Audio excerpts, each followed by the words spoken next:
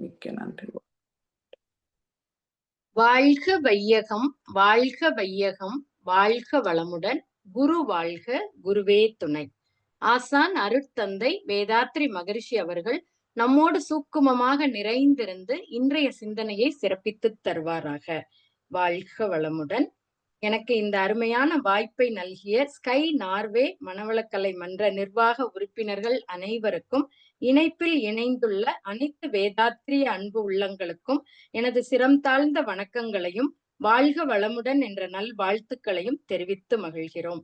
இன்று நமக்கு துரிய தவத்தினை மிகச் சிறப்பாக வழிநடத்திய பேராசிரியர் அருள்நிதி சுகந்தி அம்மா அவர்களுக்கு மனமார்ந்த வாழ்த்துக்களை தெரிவித்து மகிழ்கிறோம். வாழ்க வளமுடன். சிந்தனையை உடல் நலத்தை சீரமைத்து உய்வித்த குருவே வாழ்க. இன்னைக்கு நாம சிந்தனைக்கு எடுத்திருக்கிற தலைப்பு நேர்பட பேசு. இந்த நேர்பட பேசு அப்படிங்கிற தலைப்பு பாரதியாரோட புதிய ஆத்திச்சூடி பாடலாகும். இந்த நேர்பட பேசு அப்படின்னா நேரடியாக பேசுறத குறிக்குது. இது மனசுல இருக்கிறத மறைக்காம தெளிவாகவும் உறுதியாகவும் பேசுவதோட அவசியத்தை இந்த சொற்றொடர் வலியுறுத்தி சொல்லுது. இந்த கவிதை மனதுல இருக்கிறத வெளிப்படுத்த தயங்குறதுனாலையும் அதை தெளிவா சொல்லாததாலையும் ஏற்படக்கூடிய பிரச்சனைகளை தவிர்த்து தைரியமாக உண்மையை பேசுவதன் மூலம் பாதி பிரச்சனைகள் தீரும் என அறிவுறுத்துகிறது. இந்த நேர்பட பேசு புதிய ஆத்திச்சூடியில கூட இருக்கு. நினைப்பது முடியும், நுனி அளவு செல், நேர்பட பேசு அப்படின்னு கொடுத்திருக்காங்க. நினைப்பது முடியும் அப்படிங்கிறது நாம் எதை நினைக்கிறோமோ அதை நிறைவேற்ற முடியும் என்ற நம்பிக்கையை அளிக்கிறது. நுனி அளவு செல், ஒரு செயலை தொடங்குவதற்கு முன்னாடி அதன் கடைசி நிலை வரை யோசிக்கணும், அல்லது ஒரு குறிப்பிட்ட இலக்கை அடைய அதோட கடைசி வரைக்கும் நாம செல்லணும். அடுத்து நேர்பட பேசுங்கிறதுல அதுல கொடுத்திருக்கிற விளக்கம் என்ன அப்படின்னு பார்த்தோம்னா, ஆத்திச்சுடியில மனதில் உள்ளதை மறைக்காமலும் உண்மையை நேரடியாகவும் தெளிவாகவும் பேசணும் அப்படிங்கிறத வலியுறுத்துகிறது. அப்போ இந்த வரிகள் மூலமா நாம மனசுல இருக்கிறத மறைத்து பேசுறதுனால ஏற்படக்கூடிய பிரச்சனைகளை தவிர்த்து நேர்மையாகவும் தெளிவாகவும் பேசுறது ஒருத்தருக்கு எவ்வளவு நன்மையையும் மன அமைதியையும் தரக்கூடும் அப்படிங்கிறத எடுத்து காட்டுகிறது. அடுத்தது பார்த்தோம்னா, நம்முடைய மகரிஷியும் இந்த நேர்பட பேசு, அப்போ நாம இப்படி நேர்மையா பேசணும் அப்படின்னா என்ன அப்படின்னா, நம்மளோட வார்த்தைகள் எப்படி வெளியே வருது, நம்மளோட எண்ணம் தான் சொல்லாகவும் செயலாகவும் வெளிப்படுகிறது. அப்போ நம்ம பேசுகின்ற வார்த்தைகள் எல்லாம் நமக்குள்ள இருக்கக்கூடிய அந்த எண்ணத்தோட வெளிப்பாடுதான் ஆகும். அப்போ நம்மளோட எண்ணம் எப்போதுமே அந்த நேர்மறையாக இருந்தால் மட்டும்தான் நம்மளால நேர்பட பேச முடியும். அப்போ எண்ணம் நேர்மறையா இருக்கிறதுக்கு மகரிஷி அற்புதமா 2 வரியில இதை கொடுத்திருக்கிறாங்க. எண்ணியவெல்லாம் எண்ணியபடியே ஆகும், எண்ணத்தில் உறுதியும் ஒழுங்கும் அமைந்திடில். நாம நினைச்சது எல்லாமே நினைச்சபடியே நடக்கும். எப்படின்னா எண்ணத்துல உறுதியா இருக்கணும், அதுல ஒரு ஒழுங்கு இருக்கணும் அப்படின்னு சொல்றாங்க. அந்த ஒழுங்குதான் எப்படி மனசுல என்ன நினைக்கிறோமோ அதை நாம செயல்ல காட்டணும். அதுதான். அப்போ மகரிஷி வாழ்க்கையில நடந்த ஒரு சம்பவம் இந்த வரிகளுக்கு பொருத்தமா இருக்கு. அதாவது ஒரு முறை 2 அன்பர்கள் மகரிஷிய பாக்குறதுக்காக வந்திருக்காங்க. எண்ணத்தோட ஆற்றலை பற்றி அவங்க விளங்கி கொண்டதை எல்லாம் மகரிஷி அவங்க கிட்ட விளக்கி சொல்லிட்டு இருக்கிறாரு. அதுல ஒரு அன்பருக்கு இவர் சொன்னதெல்லாம் நம்ப முடியல. அது எப்படி அப்படி நாம நினைச்சதெல்லாம் எப்படி நினைச்ச மாதிரி எப்படி நடக்கும் அப்படின்ற மாதிரி ஒரு கேள்வி அவருக்குள்ள எழுந்துட்டே இருந்தது. சரி, நீங்க போய் உங்க வேலையெல்லாம் முடிச்சிட்டு மாலையில வாங்க அப்படின்னு சொல்லி மகரிஷி அவங்க 2 பேரையும் அனுப்பிச்சு வச்சிடுறாங்க. அவங்களும் போயிடுறாங்க. மாலையில திருப்பியும் வராங்க. வர வழியில அவங்க வாங்கிட்டு வந்திருந்த ஆப்பிள் பழங்களை மகரிஷி கிட்ட குடுக்குறாங்க ஈவினிங் வரும்போது. அப்போ ஒரு அன்பரை மகரிஷி கூப்பிடுறாங்க. கூப்பிட்டு அவரோட அந்த டேபிளோட டிராயரை திறந்து காட்டுறாங்க. அதுல ஒரு துண்டு பேப்பர் இருக்கு. அவரையே அதை எடுக்க சொல்றாரு. அதை எடுத்து இதை படிங்க அப்படின்னு சொல்றாரு.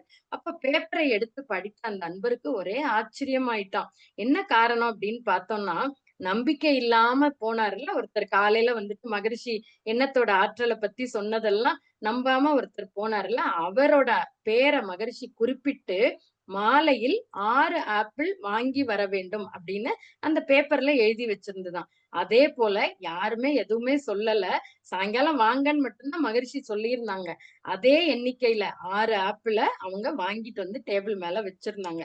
அப்போ எண்ணத்திற்கு வலு இருக்கிறது அப்படிங்கிறத இப்ப நீங்க ஒப்புக்கொள்றீங்களா அப்படின்னு மகரிஷி கேட்டதும் வியப்போடையும் அவருக்கு வெட்கமும் கலந்த பார்வையோடு மகிழ்ச்சிய பார்த்தார் அப்படின்னு சொல்லியிருக்காங்க. அப்போ எண்ணியவெல்லாம் நாம நினைச்சதெல்லாம் நினைச்சபடி நடந்தா தெய்வம் வேறு இல்லைன்னு சொல்லுவாங்க. அப்போ நினைச்சது நினைச்சபடி நடக்கணும்னா மகரிஷி மாரி அந்த எண்ணத்துல அந்த ஒழுங்கு, உறுதியும் இருக்கணும், ஒழுங்கும் இருக்கணும் அப்படிங்கிறத இந்த கதை இந்த மகரிஷி வாழ்க்கையில நடந்த இந்த சம்பவத்தின் மூலம் நாம இத தெரிஞ்சுக்கலாம். அப்போ நம்ம எல்லாருமே நம்மளோட எண்ணத்த பாசிட்டிவா வச்சுக்கலாம் அப்படிங்கிறது தான் நமக்கு வச்சுக்கிட்டா தான் அதோட இருந்து வரக்கூடிய அந்த சொல்லும், செயலும் பாசிட்டிவா இருக்கும். அப்பதான் நம்மளால நேர்பட பேச முடியும் அப்படிங்கிறத பார்த்தோம். அப்போ நாம வந்து அந்த நெகட்டிவா நமக்குள்ள பார்த்தோம்னா, ஒரு நாளைக்கு 60,000 எண்ணங்கள் வருதுன்றாங்க. அதுல 3/4வாசி பார்த்தா நெகட்டிவான எண்ணங்கள் தான். யாராவது ஒருத்தர் வெளியில போயிட்டு வரத்துக்கு கொஞ்சம் லேட் ஆனா போதும், நமக்குள்ள பயங்கர கற்பனை. அது எல்லா கற்பனையும் பார்த்தா நெகட்டிவா தான் இருக்கும். எதுவுமே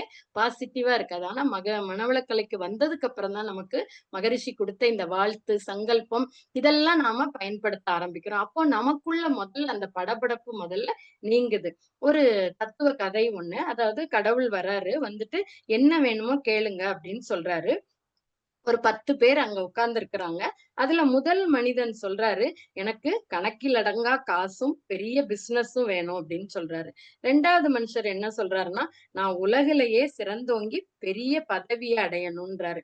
3வதா மனிதர் என்ன சொல்றாரு, "உலக புகழ் பெற்ற நடிகர் போல மிகப்பெரிய புகழ் எனக்கு கிடைக்கணும்" அப்படின்றாரு. 4வதா ஒரு லேடி வராங்க. அவங்க வந்து, "நான் உலக அழகியா வரணும்" அப்படின்னு சொல்லி இப்படி ஒவ்வொருத்தரா அவங்களுக்கு வேண்டியத பொருள், பணம், இது செல்வாக்கு இத பத்தி எல்லாம் 10 பேரும் கேட்டுர்றாங்க. 9 பேரும் அத கேட்டுர்றாங்க. அவங்க கடவுள் என்ன பண்றாரு, அவங்க கேட்ட ஒண்ணொண்ணையும் டக்கு டக்குன்னு குடுத்துடுறாரு. ஏன்னா, அவர் வாக்கு குடுத்திருக்கிறாரு. நீங்க என்ன கேட்கிறீங்களோ நான் உங்களுக்கு அத தர்றேன் அப்படின்னு சொல்லிட்டு, எல்லாத்துக்கும் 9 பேருக்கும் அவங்க கேட்டத வரிசையா குடுத்துட்டே வராரு. 10வது மனுஷர் கேட்கிறாரு, உலகத்துல ஒரு மனிதன் உச்சகட்டமாய் எந்த அளவு மன நிம்மதியோடும், மன நிறைவோடும் வாழ முடியுமோ, அந்த நிலை எனக்கு வேண்டும் அப்படின்னு 10வது மனுஷர் கேட்கிறாரு. அப்போ எல்லாரும் அவர திரும்பி பார்க்குறாங்க. மன நிம்மதி, மன நிறைவு நாங்கல்லாம் அதுக்கு தானே இதெல்லாம் கேட்டோம். இதெல்லாம் கிடைச்சா எங்களுக்கு மனசுல சந்தோஷம் கிடைக்கும், நிம்மதி கிடைக்கும், நிறைவு கிடைக்கும் அப்படின்ட்டு விரும்பியது கிடைச்சதுன்னா, நமக்கு மன நிறைவு தான் கிடைச்சு விடுமே. இவர் ஏன் இப்படி தனியா மன நிறைவுன்னு கேட்கிறாருன்னு அவங்கலாம் அவர ஏளனமா பார்த்து சிரிக்கிறாங்க. அப்போ கடவுள் அந்த 9 பேரிடையும் சொல்றாரு, "நீங்க கேட்டதெல்லாம் நான் கொடுத்துட்டேன். நீங்க போகலாம்." அப்படின்னு சொல்லிட்டு 10வது மனிதர பார்த்து சொல்றாரு, "நீங்க கொஞ்ச நேரம் உட்கார்ந்துருங்க. நான் உங்ககிட்ட கொஞ்ச நேரம் பேசணும். கொஞ்ச நேரம் கழிச்சு வர்றோம். இந்த இடத்திலேயே உட்கார்ந்துருங்க." அப்படின்னு சொல்லிட்டு கடவுள் கொஞ்சம் தூரம் போறாரு. இப்போ அந்த 9 பேரும் அவங்க போகலாம். அவங்களுக்குள்ள தேவையானதெல்லாம் கிடைச்சுட்டு. ஆனா அவங்க 9 பேரும் அந்த இடத்த விட்டு போகல. கடவுள் போங்கன்னு சொல்லியும் கூட அவங்க போகாம அங்கேயே தயங்கி நிக்கிறாங்க. கடவுள் அந்த 10வது மனிதர்ட்ட என்ன சொல்லப் போறாரு? அவருக்கு என்ன குடுக்கப் போறாரு? அப்படின்னு அத தெரிஞ்சுக்கிற ஆர்வத்துல அவங்க மனசு கடந்து அலை பாஞ்சுட்டு இருக்கு, துடிச்சிட்டு இருக்கு. அவங்க விரும்பியது எதுவோ அது அவங்க கையில கிடைத்த பின்னும், இன்னும் எதுவுமே கிடைக்காத அந்த 10வது மனிதன் மேல பொறாமை கொண்டு மனம் வெதும்புறாரு. இவரும் எல்லாத்துக்கும் நம்ம கேட்டதெல்லாம் டக்கு டக்குன்னு குடுத்துட்டாரு. இவர மட்டும் வெயிட் பண்ண சொல்றாரு. அப்போ இவருக்கு வேற ஏதோ நமக்கெல்லாம் கிடைச்சத விட பெருசா ஏதோ ஒரு பொருள் குடுக்கப் போறாரோ! அப்படின்னு நெனச்சுட்டு அவங்க எல்லாம் அப்படியே பார்த்துக்கிட்டே வெளியில நின்னுட்டே இருக்கிறாங்க. நேரம் ஆக ஆக அவங்களுக்கு ரொம்ப வெறுப்பு வந்தது. தாங்க தாங் விரும்பியது எல்லாம் தங்களோட கையில இருக்கிறதையே அவங்க மறந்துட்டாங்க. அத அனுபவிக்கிறத விட்டுட்டு, இவருக்கு என்ன சொல்லப் போறாருன்றதுலயே கவனமா இருக்கிறாங்க. 10வது மனிதன் பார்த்தீங்கன்னா, கடவுள் சொல்லுக்காக அவரு எந்த பதட்டமும் இல்லாம காத்திருக்கிறாரு. கடவுள் தன்னோட பேசப் போறாரு, தன்கிட்ட பேசப் போறாரு அப்படிங்கிறதுலயே அவருக்கு அவன் கேட்ட முழு மனநிறைவு இப்போ கிடைச்சிருச்சு. அப்போ இதுல வந்து நம்ம வந்து என்ன இது ஒரு கதையா இருந்தா கூட, இதிலிருந்து நாம என்ன தெரிஞ்சுக்கிறது என்ன அப்படின்னா, இந்த எண்ணும் எண்ணங்கள் தான் நம்மளோட வாழ்க்கைய தீர்மானிக்குது. அவங்க மனசுல அது வேணும், இது வேணும்ன்ற எண்ணம் இருந்து, கடவுள் அத குடுத்தா கூட, அவங்க வந்து இல்லாத ஒண்ண நெனச்சு, அதுக்காக நெனச்சு ஏங்கிட்டு இருக்கும்போது, கையில கிடைச்சத விட்டுட்டு, மத்ததுக்காக அலைப்பாஞ்சுட்டு இருக்காங்க. அப்போ நாம இந்த 9ல 1 இல்ல 10வது மனிதனா அப்படிங்கிறத தீர்மானிச்சுக்கணும் அப்படின்னு அந்த கதையில வருது. அப்ப அந்த அளவுக்கு நம்முடைய எண்ணங்கள் மகரிஷி சொன்ன மாரி, அந்த ஒழுங்கு எண்ணத்துல ஒரு ஒழுங்கு இருந்தது அப்படின்னா, நாம நெனச்சதெல்லாம் நெனச்சபடியே நடக்கும். அதுக்கு ஒரு கால நேரம் மட்டும் இருக்கும் அவ்வளதான். சோ அந்த அளவுக்கு அளவுக்கு அப்போ நம்மளோட வரக்கூடிய எண்ணங்களை எப்படி இந்த 10வது மனிதர் அந்த நிறைவான வாழ்க்கை மகரிஷி அந்த மன நிறைவுக்கு தான் நமக்கு நிறைய பயிற்சிகளை கொடுத்திருக்கிறாங்க. எது வந்தாலும் அதை ஏற்றுக்கொள்ளக்கூடிய மனப்பக்குவம் நமக்கு வேணும்னா அதுக்கு நாம தவம் செய்யணும். எந்த அளவுக்கு ஆழ்ந்து ஆழ்ந்து தவம் செய்யறோமோ அந்த அளவுக்கு நம்முடைய மன அலைச்சூழல் வேகம் குறையும். மன அலைச்சூழல் வேகம் குறையும் போது நமக்குள்ள நாம நினைச்சதெல்லாம் அவர் எப்படி கேட்டாரோ அதே மாதிரி நாம எண்ணியவெல்லாம் எண்ணியபடியே ஆகும். அப்போ அதுல குறிப்பா பார்த்தா அதே மாதிரி நாம இந்த நேர்மறை எண்ணங்களோடயே எப்பயோதும் இருக்கிறதுக்கு ஒரு அற்புதமான கவியில கொடுத்திருக்கிறாங்க. நெற்றியில் உச்சியில் ஞாபகமாயிரு, உற்று உற்று பார்த்திடு உன்னை உலகை, பின் கற்றபடி நட கருத்து விழிப்புடன் பற்றற்று வாழும் பழக்கம் உண்டாகிவிடும். அதாவது துரிய தவத்தை பத்தி, துரிய நிலையில என்னோட நடுமனம் உரிய முறையில் உணர்ந்து புறமணம் வெற்றி கொள்கிறது. நிலை மறந்தாற்றிய வீண் செயல் பழிச்செயல் பதிவுகள் மாறின அப்படின்னு துரிய தவத்தோட சிறப்ப பட்டினத்தாரும் எப்படி சொல்றாருன்னு பார்த்தா, உச்சி வெளியை உறுதியுடன் பாராமல் அச்சமுடன் ஆனும் மறி வழ்த்தேன் பூரணமே, உச்சி வெளி நாத விந்து கடந்த சிதர் காசம்னு இத பட்டினத்தார் சிறப்பா துரிய தவத்தை பத்தி கொடுத்திருக்கிறாங்க. மகரிஷி நமக்கு 9 விதமான தவங்கள் கொடுத்திருக்கிறாங்க. எல்லா தவமுமே சிறப்பு தான். இந்த துரிய தவத்துல பார்த்தோம்னா நாம நல்லது செய்யணும் அப்படின்னு நினைச்சா கூட சந்தர்ப்பம் வரும்போது செய்ய முடியாம தவிக்கிறோம். தவறுதான் செஞ்சுட்டு வரோம். அப்போ நம்மளோட செயலுக்கும் எண்ணத்திற்கும் ஒரு முரண்பாடு வருது. நாம நினைச்சதை நம்மளால செய்ய முடியல. பழக்கத்துக்கும் விளக்கத்துக்கும் ஒரு போராட்டமே நடக்குது. அப்போ அதுல எல்லாரும் ஒரு அளவுல சிக்கி கொண்டுதான் இருக்கிறோம். அப்ப இந்த நிலையில இருந்து மாறி விளக்கம் எதுவோ அந்த வழியில பழக்கத்தை மாற்றி அமைத்துக் கொள்ளக்கூடிய சக்தியை பெற வேண்டும். அதை பெறுவதற்குரிய உறுதியும் அந்த உறுதிக்கு ஒத்தவாறு நம்முடைய மூளையினுடைய செல்கள் செயல்படுவதற்கான பயிற்சி தான் இந்த துரிய நிலை தவம். அப்ப எவ்வளவு அற்புதமா கொடுத்திருக்காங்க பாருங்க. இந்த நேர்பட பேசுறதுக்கு நமக்கு அந்த என்ன நினைக்கிறோமோ அததான் நாம பேசணும். அப்போ அதுக்கு நமக்கு அந்த நேர்மை இருக்கணும். எண்ணத்துல எண்ணம் தான் அந்த சொல்லா மலர்கிறது. அப்ப நம்ம எண்ணம் நேர்மறையான எண்ணமாக இருப்பதற்கு அற்புதமா மகரிஷி நமக்கு ஒரு துரியதவ பயிற்சியை கொடுத்திருக்கிறாங்க. அப்போ அந்த அளவுக்கு நாம இந்த பயிற்சிய எந்த அளவுக்கு நாம தொடர்ந்து செய்யறோமோ, மனம் மன அலைச்சுழல் வேகம் எந்த அளவுக்கு குறைந்து போகுதோ, குறைய நமக்குள்ள அந்த சிந்திக்கும் திறன் அதிகமாகிறது. அப்போ நமக்கு இந்த எதிர்மறையான எண்ணங்கள் வந்தா கூட அதை நேர்மறையா மாற்றிக்கொள்ளக்கூடிய ஒரு மனப்பக்குவம் நமக்கு கிடைத்துவிடும். அப்ப இதுக்குதான் மகரிஷி இந்த தவத்தினை எந்த அளவுக்கு நம்ம ஆழ்ந்து தவம் செய்யறோமோ அந்த அகத்தவத்தோட பெருமையை அற்புதமா சொல்லி இருக்கிறாங்க.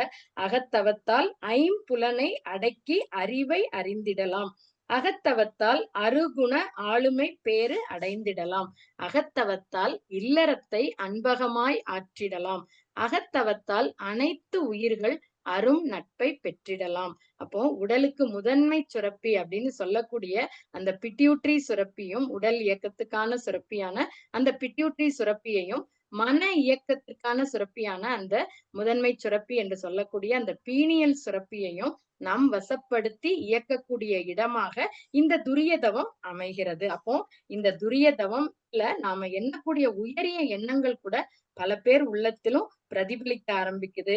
நம்முடைய சங்கல்பமும் வாழ்த்துக்களும் சீக்கிரமா மத்தவங்களுக்கு போய் சேருது. அடுத்து அந்த எண்ணத்தை ஆராய்ச்சி செய்வதற்கும் இந்த துரிய நிலையில இருந்து நாம பண்ணும்போது நமக்குள்ள வரக்கூடிய அந்த நெகட்டிவ் தாட்ஸ் எல்லாம் ஆராய்ச்சி பண்ணி அதெல்லாம் பாசிட்டிவாக மாற்றிக்கொள்ள முடியும். நம்முடைய மனதிற்கு வேகமும் நுட்பமும் எளிதில் உணர்ச்சி வயப்படாத நிலையும் இந்த துரிய தவத்தினால நமக்கு கிடைக்குது. அப்போ அதே மாதிரிதான் நாம தொடர்ந்து இந்த பயிற்சிகளை எந்த அளவுக்கு செய்யறோமோ செய்ய செய்ய செய்ய செய்ய நமக்குள்ள அந்த ஒரு பாசிட்டிவான வைப்ரேஷன் வர ஆரம்பிக்குது.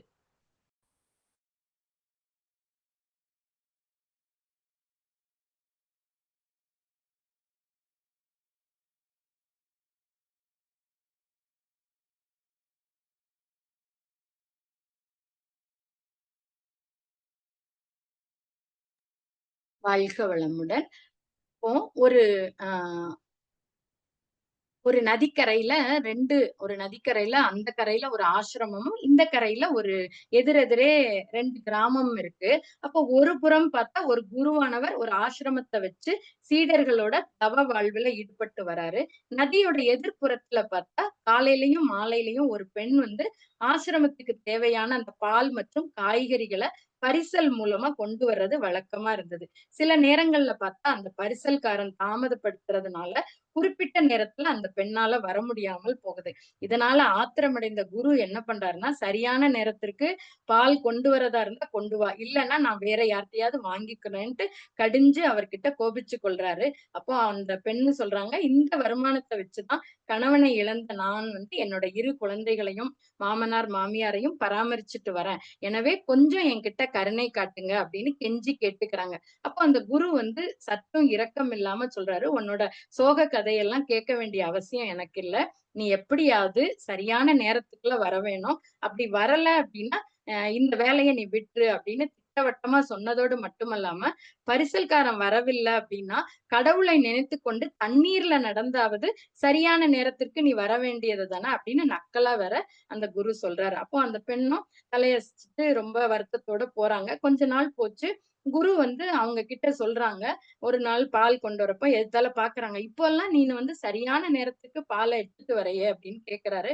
அப்ப அந்த பெண்ணும் சொல்றாங்க, "ஆமா" அப்படின்னு சொல்லிட்டு, "நீங்க எல்லாம் வந்து மரியாதையா சொன்னா கேட்க மாட்டீங்க. மிரட்டுனா தான் வழிக்கு வருவீங்க" அப்படின்னு சொல்லிட்டு, "இந்த பரிசல்காரன் இப்ப மட்டும் தாமதமா வர்றதில்லையோ, உங்கள ஒரு திட்டு போட்டு இந்த வேலை கிடையாதுன்னு சொன்ன பிறகு தானே நீங்க ஒழுங்கா கொண்டு வரீங்க" அப்படின்னு சொல்லி சொல்றாங்க. அப்போ அந்த பெண்ணு சொல்றா, "நான் வந்து இந்த நதியில எப்போதும் இல்ல. பரிசல்காரன் இப்பவும் கூட லேட்டா தான் வரான்.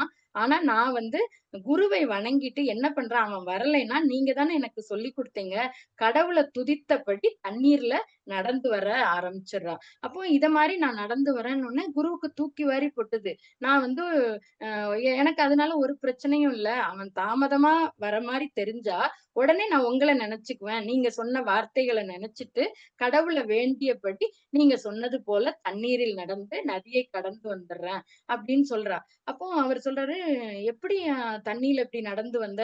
சரி வா இப்போ நீ உண்மையா நான் பார்க்கலாம். அக்கறைக்கு நம்ம போகலாம்" அப்படின்னு குருவும் அந்த லேடி கூட அப்படியே கிளம்புறாரு. நதியோட கரை வந்தது. அவ பாட்டுக்கு அந்த பால் பாத்திரத்த எடுத்துட்டு அந்த கரைக்கு போலான்னு வேகமா நடந்து போயிடுறாங்க. ஆனா குரு என்ன பண்றாரு, அ அவரு வராரான்னு இந்த லேடி திரும்பி பார்க்குறாங்க. அவரு கரை பக்கத்திலேயே அந்த வேஷ்டி நனைஞ்சிருமோன்ட்டு முட்டி வரை வேஷ்டிய தூக்கி பிடிச்சபடி நின்னுட்டு இருக்கிறாராம். அத தாண்டி அவரால வர முடியல. ஆடை நனந்து விடுமோ அப்படிங்கிற பயம் தான் அவர தடுத்தது. அதுக்குள்ள அந்த பால்காரம்மா அந்த கதைக்கு அடுத்த கரைக்கு போய் சேர்ந்துடுறாங்க. அப்போ குரு வந்து கடவுள மனதில் பற்றாம வேஷ்டியவே பற்றிக் கொண்டிருக்கிறார். இந்த கதையின் மூலம் பல கருத்துக்கள நாம கற்றுக்கொண்டாலும், இதுக்கு ஏத்த அ பகிர்வா அமையறது என்ன அப்படின்னா, நம்ம கிட்ட அந்த அகங்காரம் மிக்க இருக்கக்கூடிய அந்த எண்ணம் தான் நம்மள இறைவனிடமிருந்து பிரித்து வைக்கிறது. நான் அப்படிங்கிற எண்ணம். அப்ப மகரிஷி அதுக்கு தான் நமக்கு முதல்லயே 6 குணங்கள சீரமைக்கிறதுக்கான பயிற்சிய குடுத்திருக்கிறாங்க. அப்ப இந்த அகங்காரம் தான் நம்ம கிட்ட இருந்து மற்றவங்கள குறைத்து மதிப்பிடக்கூடிய ஒரு தீய குணத்திற்கும் காரணமா அமைகிறது. அப்போ அந்த குருவோட எண்ணமும், சொல்லும், செயலும் ஒன்றுக்கொன்று முரண்பட்டு நிற்கிறதுனால, அவர் வந்து தன் நிலையிலிருந்து பால்காரியின் முன்னாக தாழ்ந்து போனார். எனவே நல்லதை எண்ண வேண்டும், நல்லதை பேச வேண்டும், நல்ல செயல்களையே செய்ய வேண்டும். நம்ம இந்த ஷார்ட் வீடியோல சொன்ன மாரி, "உள்ளொன்று வைத்து புறமொன்று பேசுவார்த்தம் உறவு கலவாமை வேண்டும்" அப்படின்னு வள்ளல் பிரான் சொன்ன மாதிரி, நாம உள்ள ஒண்ண வச்சுட்டு வெளியில ஒண்ண பேசுனா, ஒண்ணுக்கு ஒண்ணு அது முரண்பாடா இருக்கும். இந்த குருவோட கதையில இருந்து நாம அத தெரிஞ்சுக்கிட்டோம். அப்போ மகரிஷி நமக்கு இந்த நேர்பட பேசு அப்படிங்கிறத நம்ம மனசுல என்ன நினைக்கிறோமோ, அதுவே நம்முடைய வார்த்தைகளாகவும், செயல்களாகவும் வெளிவருவதற்கு மகரிஷி குடுத்த அற்புதமான இந்த மனவளக்கலை பயிற்சிகள தொடர்ந்து நாம செஞ்சுட்டு வந்தோம்னா, நம்முடைய எண்ணம், சொல், செயல் 3ம் ஒரே மாதிரி இருக்கும். நாம என்ன நினைக்கிறோமோ அததான் செய்ய ஆரம்பிப்போம். மகரிஷி சொன்ன மாதிரி "எண்ணியவெல்லாம் எண்ணியபடியே ஆகும். எண்ணத்தில் உறுதியும் ஒழுங்கும் அமைந்திடில்" அப்படிங்கிற அந்த 2 வரி மகரிஷி சொன்ன அந்த அற்புதமான வாக்கியத்த பின்பற்றி நாம நடந்தோம் அப்படின்னா, நாமளும் நேர்பட பேசுவதற்கு முயற்சி செய்யலாம். மகரிஷியோட பயிற்சிகளை தொடர்ந்து செய்வோம். வாழ்வில் எல்லா துறைகளிலும் வெற்றியும், மகிழ்ச்சியும், மன நிறைவும் பெற்று வாழ்வோம். வாழ்க வளமுடன். அனைவருக்கும் இதுகாரும் செவிமடுத்த அனைத்து வேதாத்திரிய அன்பு உள்ளங்களுக்கும் எனது சிரம் தாழ்ந்த நன்றிகளையும் வாழ்க வளமுடன் என்ற வாழ்த்துக்களையும் தெரிவித்து அமர்கிறேன். நன்றி அம்மா. வாழ்க வளமுடன்.